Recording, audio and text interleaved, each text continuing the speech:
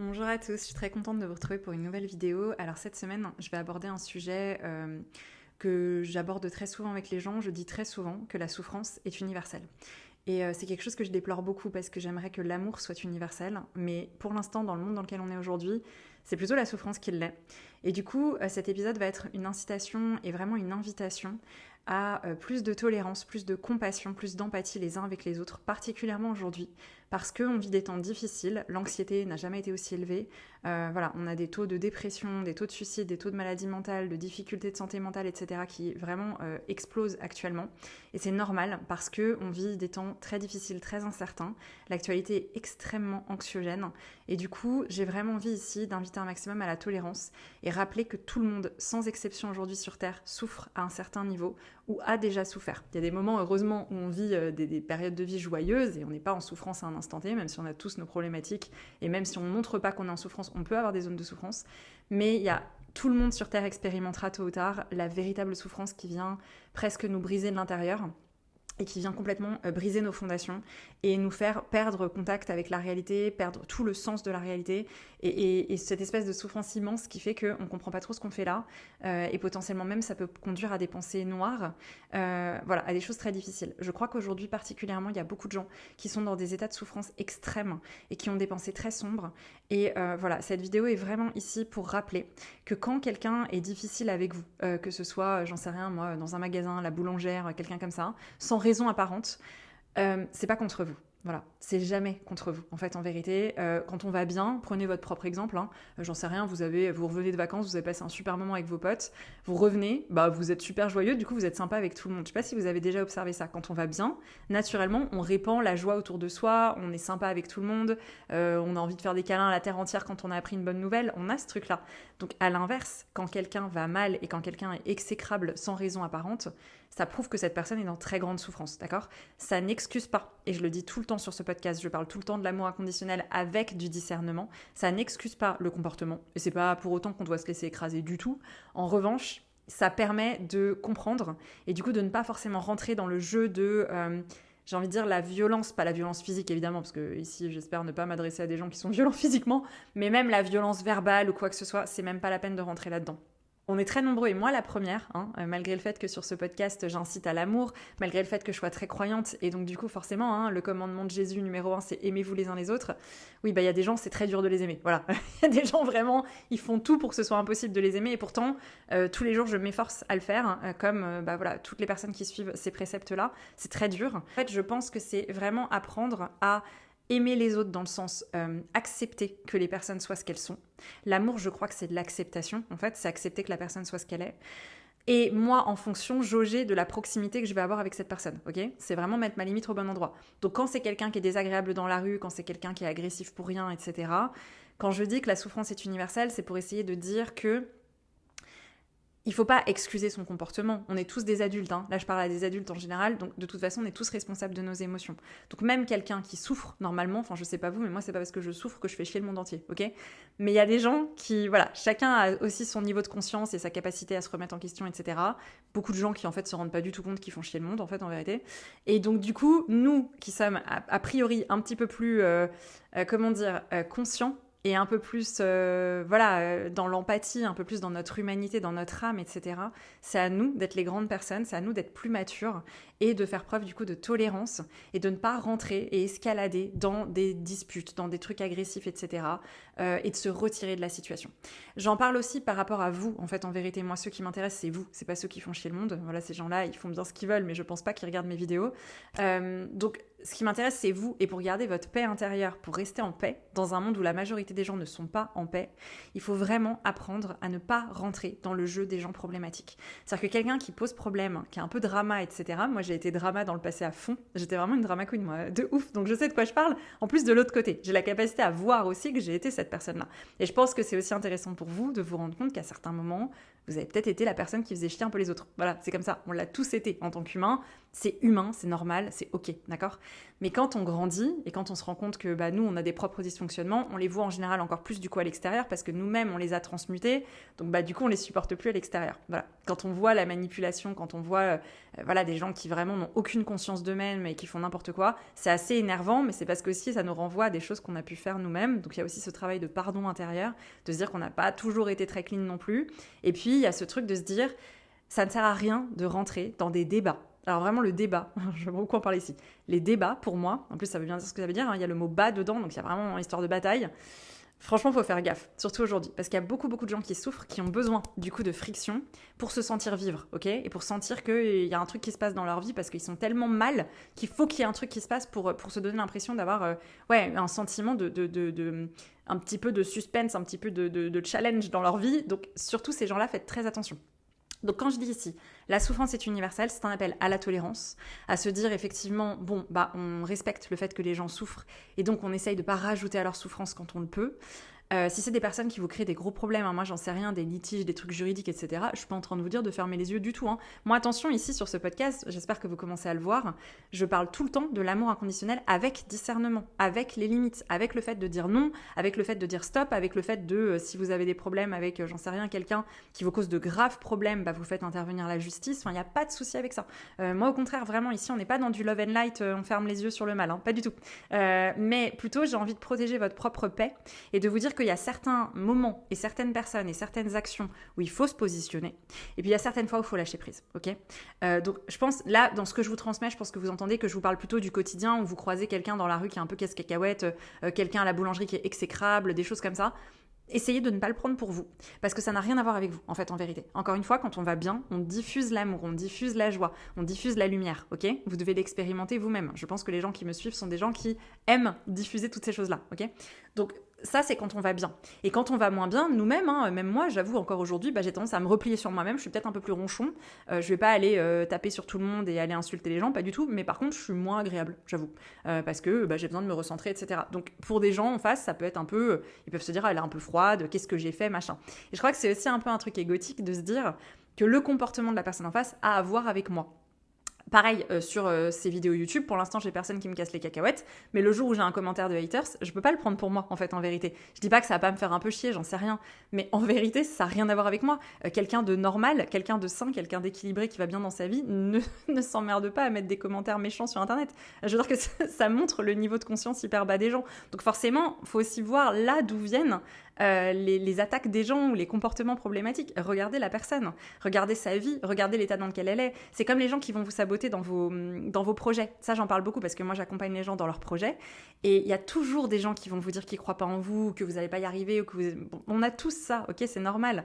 Mais ce qui est important, c'est de regarder d'où vient la critique. Parfois, elle vient de quelqu'un qui, effectivement, est légitime à pas vous critiquer, parce que la critique méchante, ça sert à rien, mais en tout cas à vous dire, attention, là, il y a peut-être un point de vigilance, etc., parce que cette personne a déjà parcouru certaines choses, et du coup, dans son domaine, vous voyez qu'elle est alignée, en fait. Quelqu'un qui n'est pas aligné dans le domaine, qui est le domaine dans lequel vous voulez aller, et qui vous dit, de toute façon, ton projet, j'y crois pas, ça marchera jamais, d'où vient la critique ? D'où vient l'insulte dans la rue ? C'est pareil, un mec qui vous insulte dans la rue sans raison, il y en a des mecs comme ça, qui nous insultent ou qui nous font chier dans la rue, mais regardez la personne. Regardez la personne. Et essayez de vous dire, bon, voilà. Donc, en fait, je parle vraiment de ce truc de la souffrance est universelle parce qu'il y a un appel à la tolérance déjà, pour se dire... Tout le monde souffre, donc déjà aujourd'hui je pense que nous, les personnes qui vraiment montent en conscience et se posent beaucoup de questions et essayent d'être dans l'amour, essayent d'être dans l'ouverture aux autres, veulent aider le collectif, et c'est notre rôle, plus que les autres, et oui c'est une responsabilité qui est un peu relou mais c'est comme ça, d'être un peu les gens les plus matures dans les relations et du coup de mettre du love là où les gens voient de la haine, ok ? Moi je le fais assez souvent ça, par exemple je vous prends un exemple que je fais très souvent. Ça fait quelques mois que quand il y a quelqu'un qui est problématique, par exemple, je prends encore l'exemple des magasins, mais parce que c'est souvent dans les magasins qu'on a un peu tendax, on fait la queue, par exemple, au supermarché. Ok, ça m'est arrivé plusieurs fois de le faire. Je fais la queue au supermarché, il y a souvent des gens derrière qui peuvent vouloir pousser, ok, pour passer devant. Ou alors, j'en sais rien, on va être un peu distrait, ils vont passer devant. Et moi, mon réflexe maintenant, quand je vois ça, quand je vois quelqu'un qui veut un peu pousser, je m'écarte et je dis, je vous en prie, allez-y. Et là, franchement, je vous garantis que ça vaut le détour. N'hésitez pas à le faire, c'est très marrant. La personne, en général, est hyper décontenancée. Elle est là, genre... c'est hyper gentil, madame, mais... Non, mais allez-y, vous étiez devant et tout. Je suis là, non, vraiment, ça me fait plaisir, je vous en prie. Et après, la personne a un smile de ouf et adorable avec le caissier ou la caissière. et s'en va tout content. Et moi, dans ma tête, je me dis, franchement, ça m'a fait perdre 2 minutes de ma journée. Et en vrai, j'ai l'impression d'avoir contribué au fait de faire plaisir à cette personne. Et je trouve ça absolument ridicule. Enfin, je veux dire que c'est ridicule cette histoire, ok ? Mais c'est juste pour illustrer mes propos, de vous dire à ce moment-là, il se passe quoi ? Il y avait l'ancienne Marie-Alix aurait dit là, elle me casse les cacahuètes, elle, c'est ma place, casse-toi. Voilà, parce que ça, c'est clairement, je me serais pas du tout laissé faire. Donc j'aurais eu tendance à batailler. Et du coup, ce serait parti en battle pour un truc à la con. La nouvelle Marie-Alix dit, dans ma tête, casse-couille. Franchement, qu'est-ce cacahuète, toi, tu vois ? Mais je vous en prie, allez-y. Donc je me mets dans la posture du love, en fait. Et là, du coup, ça ouvre la personne aussi à ça. Donc pourquoi je vous dis ça ? Parce qu'on est à une heure où les gens vont de plus en plus mal. Tout le monde va de plus en plus mal. Je pense que même vous, potentiellement, on vit des choses compliquées, ok ? Collectivement, la situation est assez insécure, encore une fois. Les news sont pas hyper feel good. C'est pour ça aussi que j'encourage beaucoup les gens à couper les informations, hein, aussi souvent que vous pouvez le faire. Alors, vous vous coupez pas complètement de la vie si vous n'avez pas envie. Moi, je sais que je l'ai fait plein de fois, j'en ai pas grand-chose à faire parce que de toute façon, les trucs importants, vous le saurez, ok ? Donc, l'actualité étant extrêmement anxiogène, franchement, faire des petits breaks, là, on est pendant l'été, n'hésitez pas à débrancher un peu quand même parce que c'est vraiment ça rentre dans notre tête et ça nous rend un peu foufou aussi. Hein. Donc voilà, donc il y a l'actualité qui est anxiogène. Il y a plein de choses qui se passent en fait dans le monde. J'ai même pas envie de vous rappeler tout ce qui se passe. Moi, je suis libanaise. Bon bah voilà, hein, pour les gens qui sont par là-bas, c'est encore pire. Donc autant vous dire, voilà, c'est une période de merde. Voilà, on va se le dire très clairement. On va être très clair entre nous, c'est une période de merde. Donc, c'est une période de merde. Les gens gèrent pas forcément bien leurs émotions. Nous-mêmes, parfois, on n'arrive pas à gérer nos émotions. C'est pour ça qu'ici, j'invite beaucoup les gens à apprendre à s'auto-réguler et à être maîtres d'eux-mêmes et maîtres de leurs émotions parce que je pense que plus les temps vont avancer, plus ça va être important de savoir se gérer émotionnellement. Ok ?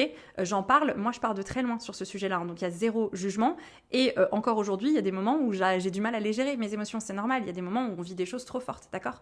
Donc c'est ok. Mais par contre, il faut qu'on apprenne à être de plus en plus responsable de nos émotions parce que voilà, le collectif va pas forcément en s'améliorant. Et donc ceux qui en fait se réveillent à la réalité et ceux qui vraiment ont envie de rester sains et de, comment dire, j'ai envie de dire, de rester humains tout simplement hein, dans un monde qui l'est de moins en moins, et ça demande du coup de un peu pas se protéger de l'extérieur, parce que l'objectif n'est pas de se protéger des autres, même si je crois que quand on bosse sur soi, c'est important d'avoir des moments de repli, vraiment, pour pouvoir un peu décompresser de ce collectif un peu foufou, quoi.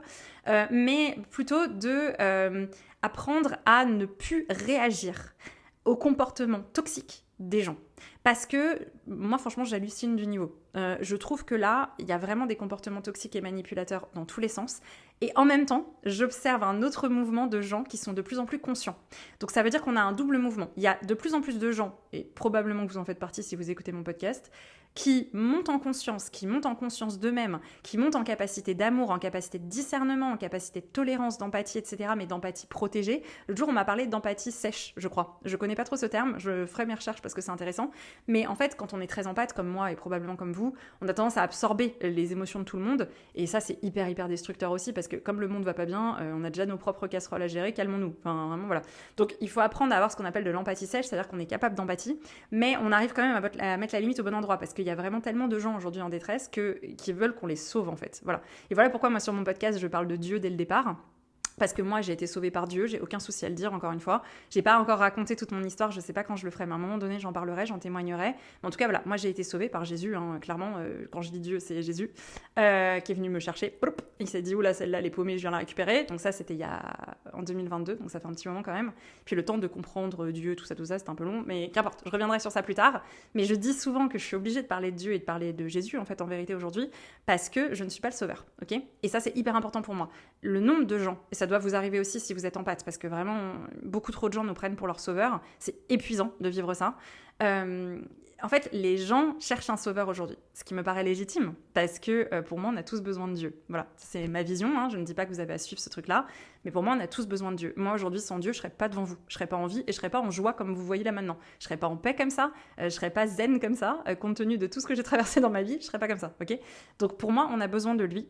Et voilà pourquoi j'en parle, parce qu'à un moment donné, je pense que trop attendre que les autres nous sauvent, ça crée trop de problèmes en fait en vérité et du coup pour les gens empathes comme nous on se retrouve avec le poids du monde sur les épaules. Enfin, c'est vraiment chaud en fait. Je vois plein de gens, plein de thérapeutes, de coachs et d'accompagnants qui pètent les plombs parce que les gens veulent qu'on les sauve. Sauf que nous, en tant qu'accompagnants, moi je suis coach, on n'est pas là pour sauver les gens, en fait. On est là pour vous faire miroir et pour vous permettre de voir mieux à l'intérieur de vous-même, vous poser les bonnes questions, vous permettre d'avancer, etc. Mais on ne peut pas faire à la place des gens. Et il y a beaucoup de gens aujourd'hui très irresponsables. Voilà, c'est le mot que je cherche depuis le début. Il y a un manque de responsabilité au niveau des émotions, etc. chez beaucoup de gens qui est mais vraiment effrayant, en fait. Et si nous, en face, qui sommes appelés à aider, etc., on n'apprend pas à mettre nos limites au bon endroit, on est dans la merde, ok ?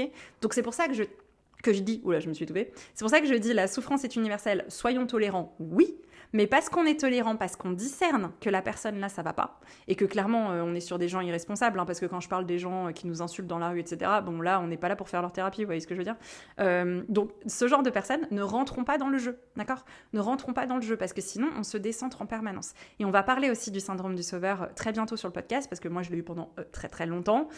Il revient parfois de temps en temps, mais alors je vous avoue qu'à ce niveau, il commence vraiment à tomber complet. Mais moi, personnellement, c'est depuis que j'ai rencontré Jésus. Enfin, moi, le sauveur, c'est lui. Enfin, vraiment, j'ai pas de souci avec ça. Je suis hyper à l'aise avec ça, parce que précisément, c'est pas moi. Voilà, si vous en voulez un, je veux bien vous en parler avec grand plaisir. C'est pas moi, parce que je l'ai trop eu, ce truc-là.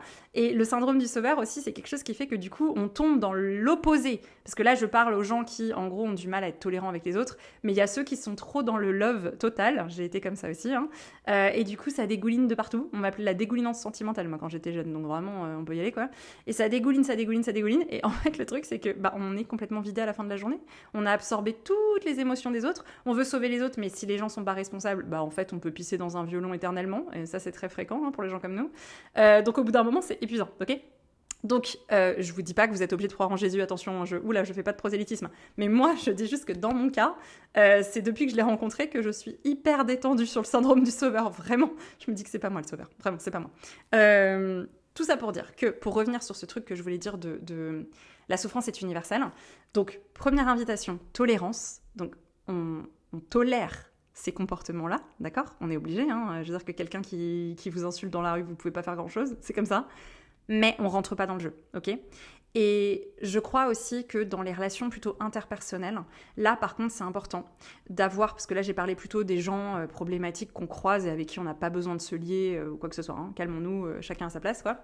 Mais dans les relations interpersonnelles avec nos proches, avec les gens qu'on aime, les gens qu'on a choisis, j'ai beaucoup parlé et je parle souvent et je vais en reparler de la manipulation, des relations toxiques, etc. C'est très important pour moi d'en parler parce que selon moi il y a des relations qui sont là pour nous saboter dans notre chemin.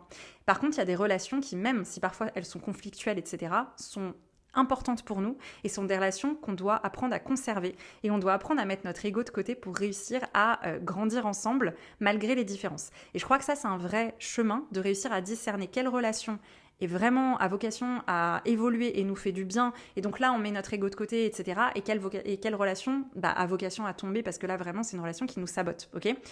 Pour moi, la manière de reconnaître ça, c'est vraiment la paix intérieure qu'on ressent dans la durée aux côtés de quelqu'un, d'accord ? Pas dans l'instant, parce qu'on peut passer un super chouette moment, aller faire la fête et c'est cool, dans la durée.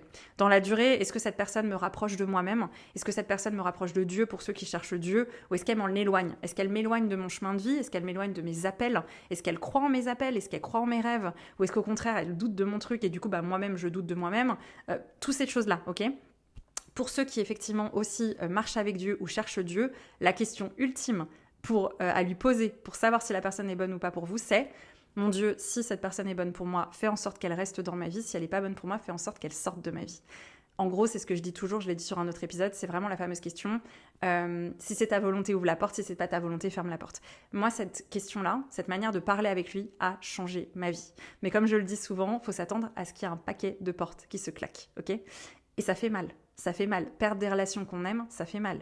Voir la vérité, ça fait mal. On en parle dans ce podcast. Moi, je vous l'ai dit, ma valeur première, c'est la vérité. Donc, toute ma vie, j'ai cherché la vérité comme une détraquée, quoi. Vraiment, j'étais là, il y a un truc qui va pas dans ce monde, il y a un truc qui va pas dans ce monde. J'avais vraiment l'impression d'être dans Matrix. Ça, j'en parle très souvent. On en reparlera aussi. De chercher la porte de sortie. Voilà. Avec ce truc de me dire, il y a un truc qui va vraiment pas dans ce monde. Il y a des mensonges dans tous les sens, il y a des illusions dans tous les sens. Quelle est la vérité, en fait, en vérité ? Moi, j'ai trouvé ma vérité aujourd'hui. C'est pas pour autant que ça doit être la vôtre. Et je chemine de plus en plus depuis cette vérité. Et c'est quand même vachement plus confortable, en tout cas pour moi. Ma vérité pour moi, c'est Dieu, hein, tout simplement. C'est pour ça que j'en parle aussi ici. Je ne peux pas ne pas en parler parce que ma vie est basée sur ma relation avec Dieu aujourd'hui. Donc tout ce que je vous transmets déborde de ça. Encore une fois, l'ancienne Marie-Alix, elle insulte les gens, d'accord? Moi, j'étais très agressive. Quelqu'un qui me casse les cacahuètes dans le supermarché, je l'insulte, d'accord? La nouvelle Marie-Alix se fait éduquer par le papa du ciel qui dit « Marie-Alix, calme-toi, on t'a dit d'aimer les gens. » Voilà, donc la nouvelle Marie-Alix est hyper détendue, elle est là « Ok, allez-y, je vous en prie. » Et la vérité, c'est que moi, derrière, ça me fait plaisir en vrai de voir cette personne me sourire. Je suis contente de me dire qu'une personne qui était hyper agressive, parce qu'elle était probablement pas bien, d'un coup a un petit éclair de love dans sa journée et elle a l'air toute contente. La vérité, c'est que même moi, ça me fait du bien, en fait. Bien plus que quand je m'embrouillais. Ça sert à quoi de s'embrouiller avec des gens? En vrai, c'est couillon. Bon, alors moi, j'ai été éduquée comme ça, hein. C'est pour ça que j'ai mis du temps à me déconditionner. Je parle beaucoup des traumatismes d'enfance, etc. Ça y est, je suis en train de partir dans tous les sujets. Pas du tout le sujet de cet épisode. Mais pour revenir, revenons au traumatisme d'enfance. Ça, c'est intéressant. Pourquoi les gens sont casse-couilles? Parce qu'ils souffrent. Pourquoi ils souffrent? Parce qu'ils ont vécu des blessures. Point barre. Et le problème, c'est que si on ne prend pas en charge nos blessures, je le redirai éternellement, hein, si on ne se prend pas en charge au niveau de notre santé mentale, quand je m'étouffe, c'est parce que je suis trop enthousiasmée par ce que je vous dis. J'adore parler des traumatismes, je sais, c'est hyper chelou, mais vraiment, le sujet des traumas, pour moi, il est central dans notre société. Je pense que ça devrait vraiment être au cœur de notre société aujourd'hui. On parle beaucoup aujourd'hui de ce qui se passe sur les enfants, etc., des agressions sexuelles. Ça conditionne une vie. Je suis bien placée pour le savoir, ça m'est arrivé quand j'étais enfant, donc vraiment je sais de quoi je parle, et c'est pour ça que je vous dis aussi que je reviens de très loin. Mais du coup, vraiment, nos traumatismes nous conditionnent, d'accord? Littéralement, dans conditionne, il y a con. Je sais pas si c'est... Bref, j'arrête de faire des petites blagues, je suis pas sur scène là. Donc en fait, je parle vraiment cacahuète. Je sais plus ce que je racontais. Ben voilà, je me suis encore perdue. Oui, que nos souffrances viennent de quelque part. En fait, si on creuse, et je vous invite d'ailleurs sur ça à regarder, c'est très intéressant, voilà, pour rallumer notre compassion envers les gens, en gardant nos limites, on a bien compris, le reportage « La sagesse du traumatisme » de Gabor Maté, je vous le mets dans la description de l'épisode, une pépite, ok? On comprend dans ce reportage, on voit notamment des prisonniers en prison, ils posent la question combien de personnes ont vécu des violences dans leur enfance, etc. Et on voit la majorité des prisonniers qui répondent par le présent, enfin qui disent oui, en fait, qu'ils ont vécu des violences dans leur enfance, etc. Donc il faut bien comprendre que la violence se transmet, d'accord? Des parents qui ont vécu de la violence vont répercuter la violence sur les enfants, etc., jusqu'au briseur de cycle, mouton noir, c'est moi, c'est probablement vous, voilà, c'est tout le boulot hyper ingrat qu'on se paye, surtout notre génération, de briser un peu toutes les chaînes des traumatismes qui se sont répercutés de génération en génération. Même si nos parents ont potentiellement fait mieux que les grands-parents, etc., il n'empêche qu'il y a encore plein de caca à décrotter, quoi. Donc tout ça pour dire que des gens qui souffrent et des gens qui sont agressifs pour rien, c'est des gens qui ont vécu des traumas, en fait. Voilà, il n'y a juste pas de doute sur ça. En revanche, on a tous vécu des traumas. La vérité, c'est que, voilà, je viens de vous en donner un. Quand on vit l'inceste, c'est un vrai trauma, hein. Il y a pas mal de manières de réagir à ça. Soit on devient con, nous aussi, on fait n'importe quoi. Alors, quand on est une femme, en général, on reproduit pas forcément les agressions. Mais on peut être hyper agressive. Moi, j'étais très agressive. On peut devenir quelqu'un de mauvais, hein. Moi, j'ai des exemples de gens qui ont vécu la même chose que moi, notamment une nana dont j'étais très proche pendant longtemps, qui a vécu exactement la même chose que moi et qui est devenue un tyran pour ses enfants. Mais vraiment un monstre, quoi. Alors, c'est pas par la violence physique, mais c'est quelqu'un qui est tellement coupé de son cœur, parce qu'elle a trop souffert, qu'elle en est devenue un monstre absolu. Enfin, et j'en ai pas mal, en fait, des gens comme ça. C'est vrai qu'au fil du temps, j'observe autour de moi que les personnes qui ne règlent pas leur traumatisme finissent tôt ou tard par faire mal aux autres, et en général, c'est leur enfant. Donc ça, c'est un peu embêtant. Moi, vous le savez, j'en ai déjà parlé, hein, je suis très engagée sur la protection de l'enfance, forcément. Je pense que quand on a vécu autant de violence que moi dans son enfance, on a un appel, en fait, à essayer de proposer mieux pour les générations actuelles et à venir, parce que franchement, il y en a marre de cette violence qui se répercute sur les gamins, ils n'ont rien demandé, quoi. Mais tout ça pour dire que quand je dis que la souffrance est universelle, il y a des gens qui doivent briser ces cycles-là. Et si vous regardez ma chaîne, vous êtes probablement les briseurs de cycles. Je sais que c'est ingrat, je sais que c'est pas juste. Je sais que quand vous avez des gens qui font le mal à côté de vous, qui se comportent mal avec vous, et que je vous dis ne rentrez pas dans leur jeu, il y a ce truc un peu de bah ouais mais c'est pas juste, je pourrais quand même lui dire qu'il est con lui. Oui, vous pourriez lui dire, mais en fait, ça va aggraver les choses. Il faut que quelqu'un arrête la violence, ok? Il faut que quelqu'un soit plus mature que l'autre. Il faut qu'il y ait des personnes dans cette société qui soient les personnes matures de cette société, les personnes conscientes de cette société. Cette société a besoin de modèles de gens conscients, matures, capables d'amour, même face à des gens qui sont exécrables, pour pouvoir relever le niveau collectif, ok? Et quand moi je laisse passer quelqu'un comme ça dans la queue pour reprendre cet exemple du supermarché, je suis convaincue que cette personne, ça l'a tellement interloquée que potentiellement elle va être un peu plus sympa avec quelqu'un la fois d'après, ou alors elle va arrêter de faire ça parce que je ne l'ai pas éduquée par la violence. Je lui ai pas dit mais vous êtes complètement con. J'ai montré un exemple d'amour à un moment où la personne ne le méritait pas, sincèrement. Enfin, je veux dire que clairement pas. Et du coup, je pense que ça fait bugger le système. En fait, il y a un truc qui bug dans le cerveau quand on voit ça. Vous l'avez peut-être vécu vous-même. Moi, je l'ai déjà vécu. Hein. Des personnes où je pouvais être exécrable à certains moments qui étaient adorables. Et j'étais là, Ok, incroyable. Et du coup, ça... En fait, autant le mal est un cercle vicieux qui se transmet, autant le bien est un cercle vertueux qui se transmet. Et quand on devient agent du bien, qu'on décide d'être un artisan de la paix, ce qui est très dur dans un monde qui est en guerre, qui est en guerre pas forcément tout le temps, en guerre physique, mais en guerre dans l'esprit H24, vraiment, pour le coup. Ça va pas très bien dans les esprits, ok? Donc on est vraiment dans une tension permanente dans ce monde-là. La plupart des gens souffrent énormément, encore une fois. Et c'est légitime vu l'état du monde, etc. Bref, qu'importe. Donc nous, quand on décide d'être un agent de la paix, au milieu du chaos, de rester en paix, de rester aligné, de rester dans une posture d'amour, ça veut pas dire qu'on n'en pense pas moins, ça veut pas dire que dans notre tête, on dit pas « oh là là, il me casse les cacahuètes ». Moi, je vous avoue pour la petite blague que dans ces moments-là, je peux très bien me dire dans ma tête « non mais j'en peux plus de ce mec-là, il est complètement con ». Mais c'est ok, je le garde pour moi. Et petit à petit, j'essaye de me dire... J'évolue comme tout le monde, je l'ai dit sur ce podcast, vous allez me voir grandir.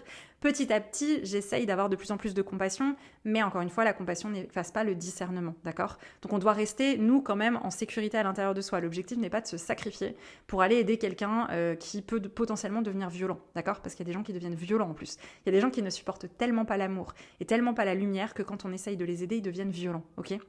Donc, il faut quand même rester en sécurité, il faut savoir où sont ses limites, etc. Et c'est pour ça que moi, sur ce podcast, j'invite énormément au discernement. Mais j'invite aussi à l'amour, voilà.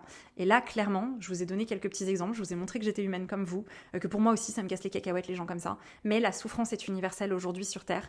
Je rêve du jour où l'amour sera universel. La souffrance est une réponse au manque d'amour, ok? C'est parce qu'il n'y a pas eu assez d'amour dans la vie des gens, notamment dans notre enfance, qu'on développe de la souffrance et qu'on peut être désagréable, agressif, etc., voire violent, voilà. Ça n'excuse rien, surtout pour les personnes qui font le mal vraiment très loin, on parle d'agression et tout. Là, bref, j'ai même pas envie d'en parler, mais si on creuse dans la vie de ces gens-là, c'est toujours des gens qui ont été brisés, voilà. Donc soyez des modèles d'amour, soyez des modèles de ce que c'est que d'avoir vécu des souffrances, de vivre des souffrances, parce que si vous écoutez ce podcast, c'est que vous aussi vous n'êtes pas épargnés. J'ai pas été épargnée par la vie, j'ai encore des difficultés comme tout le monde, vous aussi probablement, et c'est là où on voit la différence entre quelqu'un qui est mature et quelqu'un qui n'est pas mature, voilà. Quelqu'un qui est mature est capable, malgré ses difficultés, de continuer à être dans l'amour avec les gens, être agréable, et quelqu'un qui n'est pas mature va faire chier le monde, voilà. Et malheureusement, on voit des gens qui sont immatures à 80 ans et des gens qui sont super matures à 20 ans. Moi, la nouvelle génération, et si vous faites partie de la nouvelle génération, vraiment, big love, la nouvelle génération me redonne espoir, vraiment. Je rencontre de plus en plus de jeunes qui ont entre 15 et 20 ans et qui sont juste dans du love, du pur love, et qui ont besoin justement d'adultes, de gens comme nous, un peu plus âgés, pour les protéger et pour être des espèces de guides et des protecteurs pour eux pendant que eux, ils évoluent dans un monde qui est dégueulasse en fait. Enfin, je veux dire que franchement, le monde aujourd'hui, il est très dur. Il est très très dur pour les âmes sensibles, il est très dur. Mais ne perdez pas votre sensibilité à cause des gens qui font le mal, ok? Donc quand je vous dis que la souffrance est universelle, l'objectif c'est de remettre un peu de compassion, un peu d'empathie quand les gens se comportent pas bien, pour pas que ça vienne corrompre notre cœur, ok? Pour pas que vous deveniez vous aussi méchants, agressifs, etc. parce que les gens sont agressifs. Faut pas que nous, on change, ok? C'est à nous de faire en sorte de changer le monde, c'est à nous d'influencer le monde vers le bien. Faut pas laisser le monde nous influencer vers le mal, ok? Vraiment, ça c'est important pour moi, c'était important de le poser. Voilà, cet épisode était un peu brouillon comme d'habitude, mais en tout cas, j'étais très contente de vous transmettre tout ça. Je vous encourage vraiment, vraiment, restez au maximum dans l'amour, restez au maximum dans votre paix. Ne bougez pas de votre paix. Si vous avez trouvé la paix ou si vous commencez à trouver votre paix, si c'est une petite lueur de paix qui émerge en vous, protégez-la plus que tout. Ne laissez personne vous voler votre paix. Et même quelqu'un qui est désagréable, etc., rappelez-vous que ce n'est pas à propos de vous. Ce n'est jamais à propos de vous. C'est juste une répercussion et un miroir de son état intérieur, ok? Donc vraiment, je vous encourage à fond. Si ça vous a plu, je vous encourage à mettre un petit pouce si vous avez envie, un petit commentaire, n'hésitez pas à interagir. On est au tout début de la chaîne. Et si vous voulez me rejoindre sur les réseaux sociaux, je viens de commencer mon compte, je balance des trucs comme ci, comme ça, je suis pas hyper à l'aise avec ce truc-là. Mais c'est le taf, donc on va le faire. Et voilà, je vous dis à la semaine prochaine. Très belle semaine à vous.